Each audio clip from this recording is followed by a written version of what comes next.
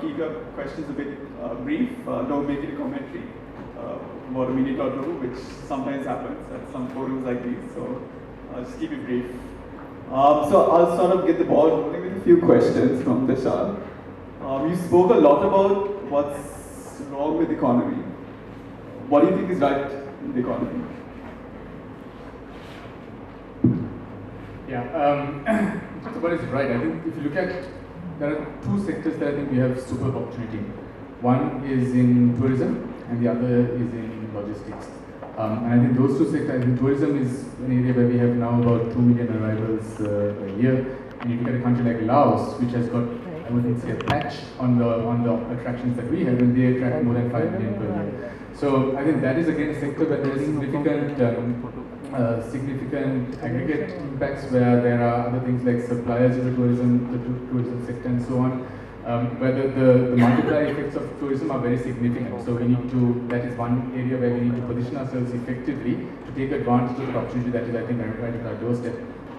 But again, we have seen fairly limited take-up of that kind of thing. So I think we need to get the message out there a little bit more as well. But I think those are two areas where we are very strong, and I think that's possibly going to be a big growth area for the future as well.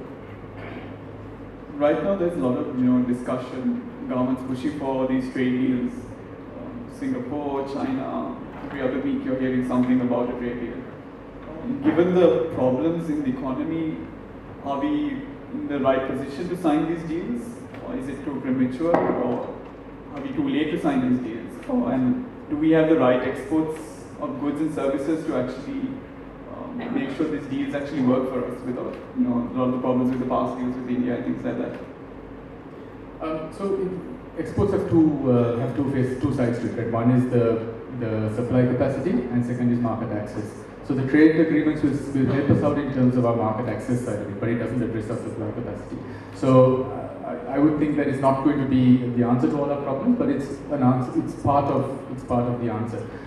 I would argue that if you don't have any trade deals, a country like Sri Lanka with a small market I talked about, it's very difficult to attract external investment to come in to try to take advantage of our market. So if you can create a large extended market through trade deals, then you can make a much better case to attract FDI, and I think that is going to be the way that we need to think about this. So even if we have an agreement with China, even if Sri Lankan exports can only make a small part of it, I think just having that agreement there gives a lot of scope, or makes it much more attractive for somebody else to set up in Sri Lanka with a view to exporting into those markets. All right. So taking the first question from Slido, which has got about 7 votes, according to what I'm seeing right now. The question goes, it's anonymous. The way you put it, there is really no ideological space in Sri Lanka that can accommodate good economic policy, is there? There's a lot of... I don't know. So the new central bank governor said something, well, not similar, but he said that Sri Lankans have always mixed up economics and politics, and that politics has always trumped economics. Ideology, I don't know, is there really ideology in Sri Lankan space ahead? I don't know, it's a tough one. I would say that there is some space now, but it's still always going to be trumped by political expediency. We've seen that for several years, and I think until we have a real crux or a real crisis, that's not going to change. Because it's always very easy to take the route that's going to get you more votes, or not going to get you kicked out of government. And unfortunately, that's really what drives economic policy. I would say less so than ideology. So basically, your last slide. Yeah. Okay. I'll take maybe a couple of more questions from Slido before I open it up. This is a good one. How much are policy changes, like the government's changing stance on VAT, affecting Sri Lanka's economy?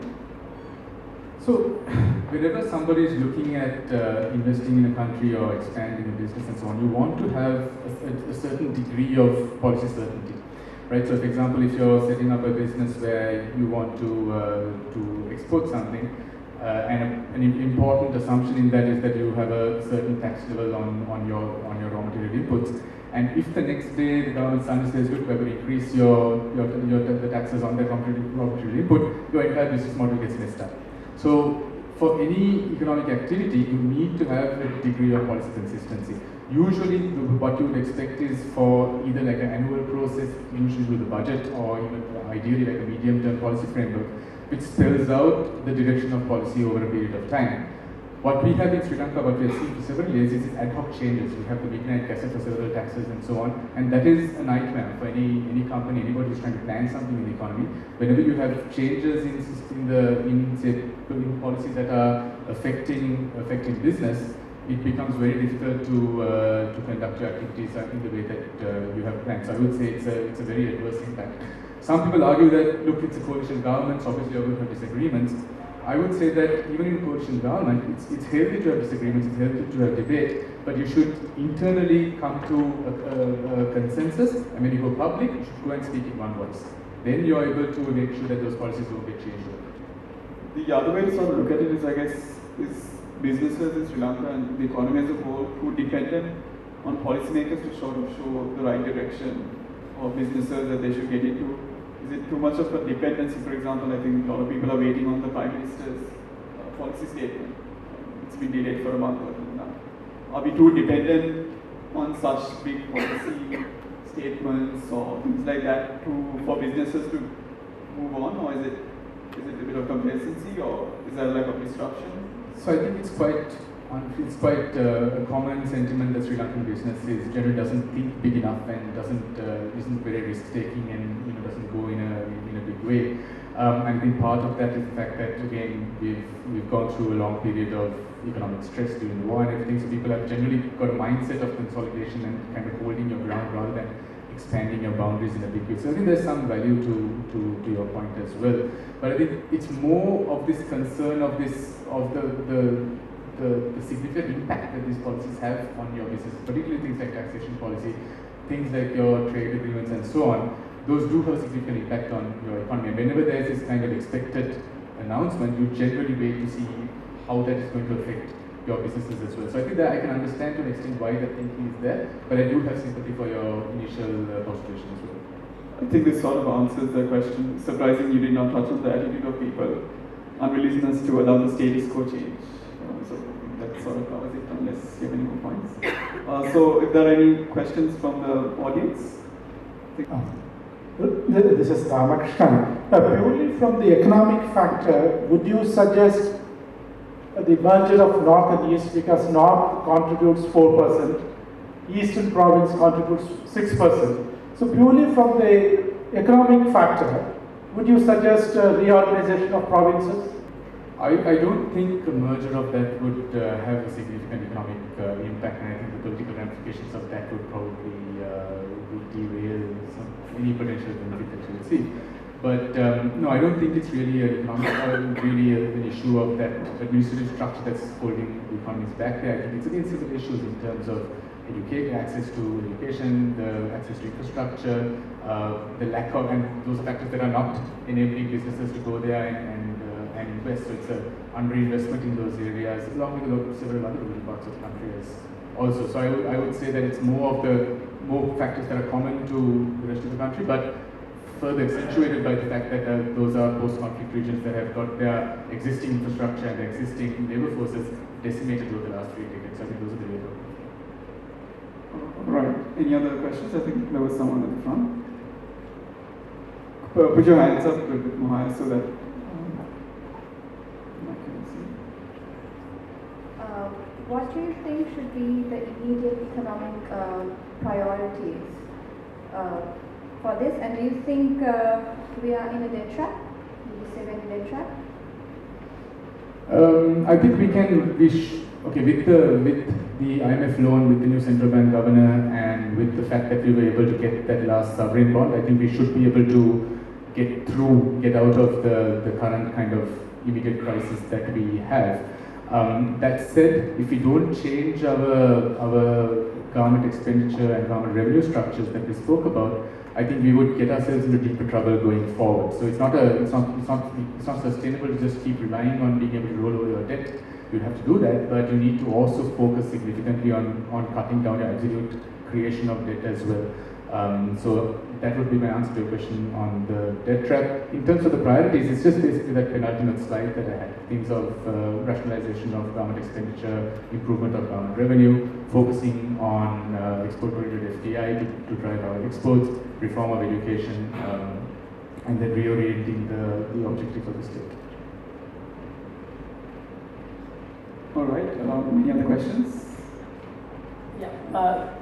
Do you think there's any rationale with the policy rates being, keeping the status quo with the policy rates by the central bank? If you look, so far this year we've had one SRR hike and one 50 basis point hike. But if you look at the market rates have already responded to that, right? The market rates have gone well beyond that. PLR last week was trading at 10.94 or something like that. So already in terms of the desired impact on market interest rates, that has taken place. What we need to see is the extent to which that is going to cascade down towards controlling money supply, controlling credit growth. I think there's a sense that in the second half of the year already that is starting to come down. So it's difficult to kind of argue that, look, if you have another policy increase as well, that might be an overshoot. So I think what the central bank is doing right now is to just wait and see how the market-driven increases of rates are going to affect credit. And if we don't see that having a big effect in the next month or so, then they'll probably look at hiking rates. But I think right now the approach is doing okay. My question is to do with trade. I actually have 3 questions. One, do you think that Sri Lanka has potential for development as a hub for entrepreneurial trade? Secondly, do you think that our policymakers are giving that potential, giving any weight towards that potential? And third, how does pursuing the sustainability agenda figure into your views on how to fix the economy? Yeah, I certainly think that we do have potential to be a hub for trade, purely because of location, right? If you look at 2 of the major, I would say, comparable ports in the region, one would be in Dubai, and the other one would be Singapore and to an extent Portland in Malaysia. So we are kind of right in the middle of those 2. I think the focus that we should have is in terms of servicing the two coasts of the Indian subcontinent. Because we are the only port, the only deep water port that has equal access to both the west coast and the east coast of the Indian subcontinent, and that is a fantastic advantage. I mean, if you look at economies that are growing in recent years, in recent quarters, the Indian economy is one that has been one of the standout stories. Some people question those figures, but still I think it's growing quite effectively. So I think that should be the way that we position ourselves on that logistics play. I think the opportunity is there. In terms of policy, as I mentioned, this Commercial Hub Regulation Act of 2013, that does set the policy framework in the way that is very helpful. But I don't think the message has gone out there. We haven't really been able to promote that. We haven't proactively, as I said, gone to companies and said, look, this is an opportunity that you have. We should be going to companies like Procter & Gamble, to companies like Unilever to set up their regional distribution hub in our region. But they are not going to just come here without just working out things out on their own. They might, but it will take time. So I think we need to go to them and to make the case that, look, your lead time will be lower by this amount, your cost of transportation will be lower by this much, and then make that case. If we do that, then I think we have a much better chance of achieving that. In terms of sustainability, absolutely. I mean, if you look at most companies global companies that look at investing in anywhere, their sustainability issues are a key factor in decision making in today's context. So we know most of the top end listed companies have some degree of cognizance of sustainability issues, but I think it's still focused more of a kind of CSR angle rather than sustainability per se. And that evolution is taking place. I think it could happen a little bit faster, but I think it's essential that we need to think about it across the board in terms of the way that we position ourselves for the future as well. All right, before we go to the next question, I'll just take one question from Slido, which is interesting. If you're asked to take up the portfolio of Minister of Finance, list 3 priority areas you will implement in the first 100 days. So you have 100 days. So, am I standing for election in the next 2 years? No. Okay. So my first action in that sense would be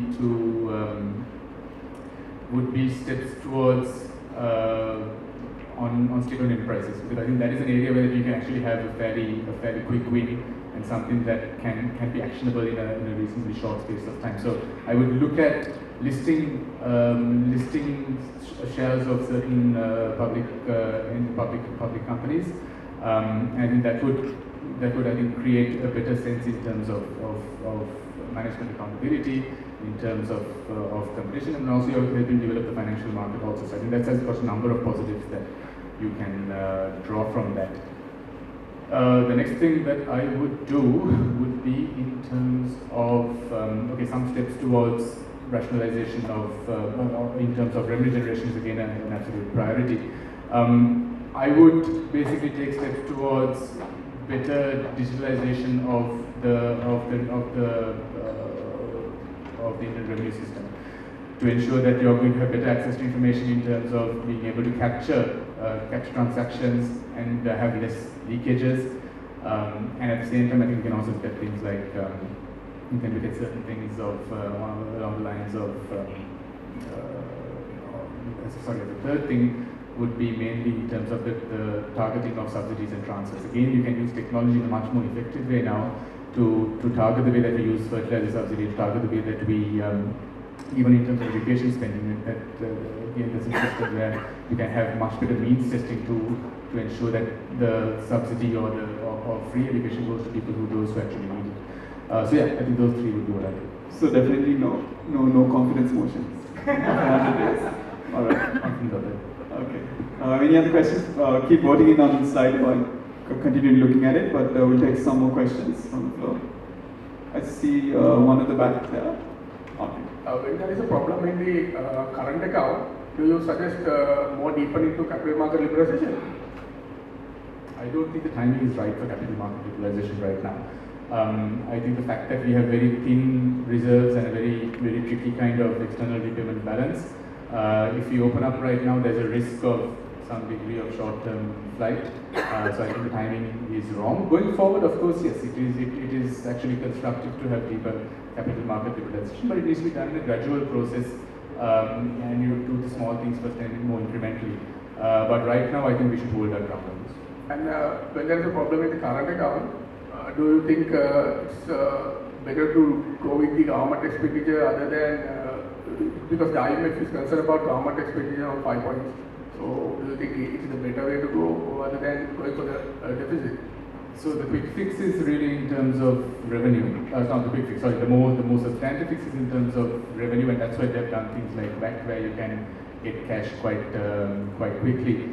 The reason why they probably wouldn't have looked at the expenditure side so quickly is because that has got more political, that requires more political capital. And that is more difficult to do, more difficult to implement from a political perspective. But you really can't just do one of the two, you have to look at both. And I think that needs to be addressed in this particular program. All right. There's one in the front here. Excuse me. Yeah, I would just like to ask, there were recent press reports about how the new ETCA with India that they are negotiating is going to take off the free movement of labor, and that essentially that idea is going to cut the agreement for all intents and purposes. What is your comment on that? Yeah, I also heard that they are removing Mode 4 from the discussion table. So the problem, the kind of the political angle of this is that it was really this Mode 4 issue, or the perceived concerns about movement of people that really made it difficult to bring the agreement to the table in the past as well as the more recent efforts. So I think they're taking a more pragmatic political economy approach by removing this, and then maybe later on bringing it in at a different stage. But yeah, I mean, basically the agreement in the first place never really had a stipulation for opening up borders the way that there has been concerns on. It was really based on skill-based requirements and so on.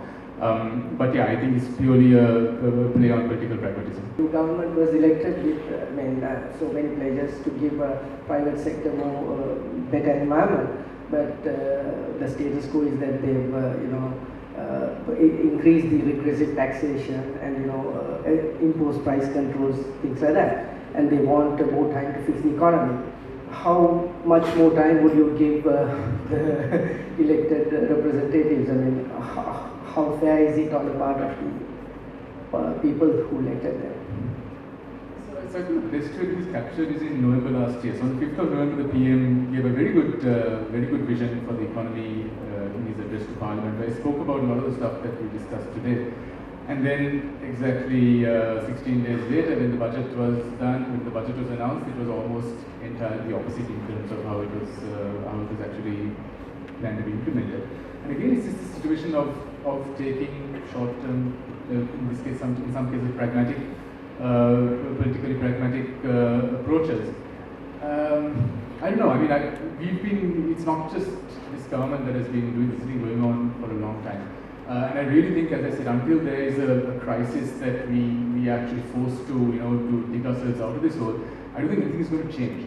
So even with this IMF bailout, it's another, you get another chance to get a leg up and do it. But I wouldn't be surprised if we see, again, bad patterns of behavior emerging. All right, we have a question right in front.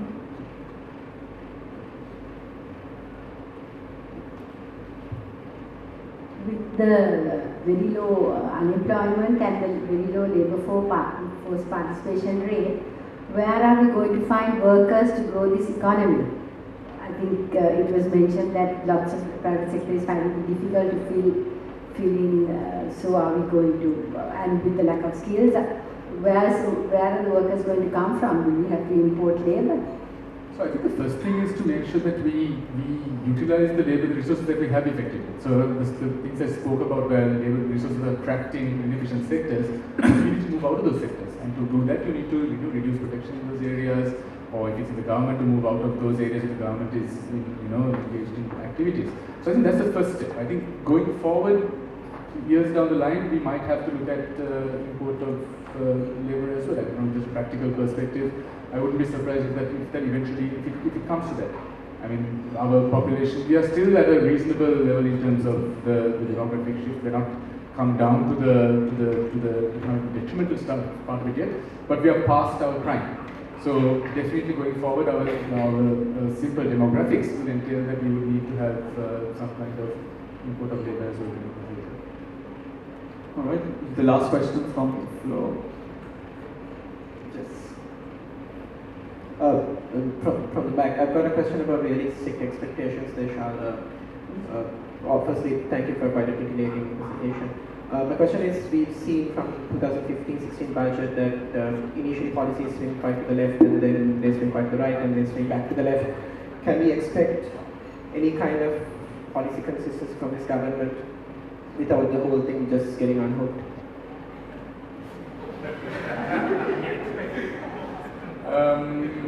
Yeah, I don't know. I mean, in economics, there's a school of thought called rational expectations, and usually that's one of those assumptions that we quickly do away with quite soon.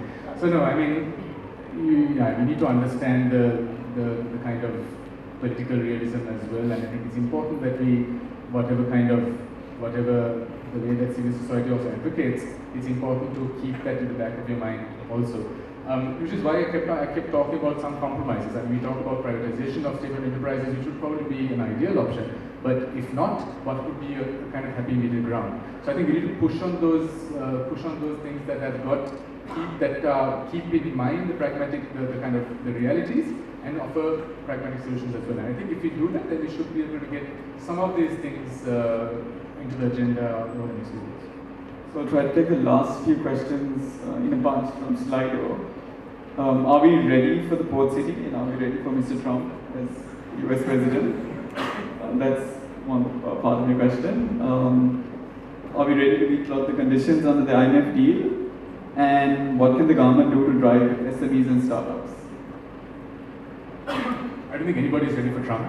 I think that's just going to be, I don't know, that's just a complete, I have no idea how to respond to that.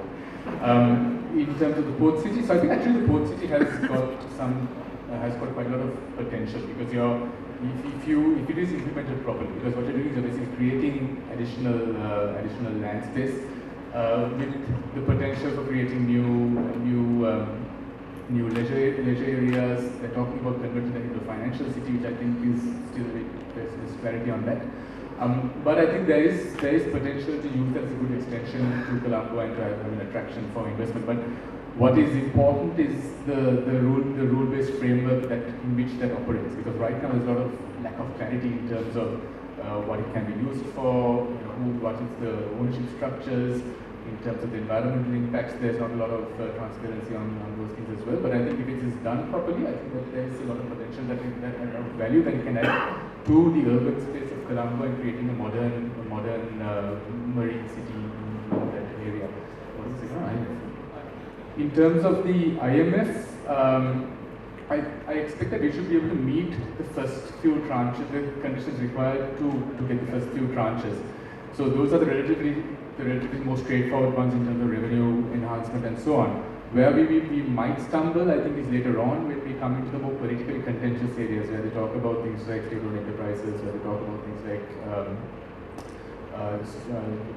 transfers and subsidies and so on. So when it comes to that, I think we might have a little bit more difficulty in terms of implementation because of the political ramifications of it. But so I think at least halfway through we should be able to get, and hopefully we'll go through beyond that as well. In terms of SMEs and startups, I think the biggest thing would be in terms of simplifying the business process. Now, if you look at, for example, a company that wants to acquire some land to set up something, the process to go through that is quite horrendous in quite a few areas. You need to get approvals from several different bodies. You need to spend a lot of time, a lot of energy in doing that kind of thing. And this applies at several levels in terms of the process of starting up business, of setting up businesses, and so on. So I think that is one area which is relatively easy. It is within the government's control in terms of how they can minimize those steps and minimize the costs of those steps. I think that is something that will have positive impacts across the economy, not just to SMEs and startups, but across the entire campus. All right, that brings the end of our small Q&A session. I think if I go to sum up, I don't think it will do justice to the range of issues that Deshal has covered within this short span of time. Thank you for the audience, and thank you for participating on Slido as well and asking a few of your questions. I know some of you weren't able to ask questions, but the man is here himself, so you can ask him probably after you can ask him also a few questions if you want. Thank you. I'll give it back to Nanaman.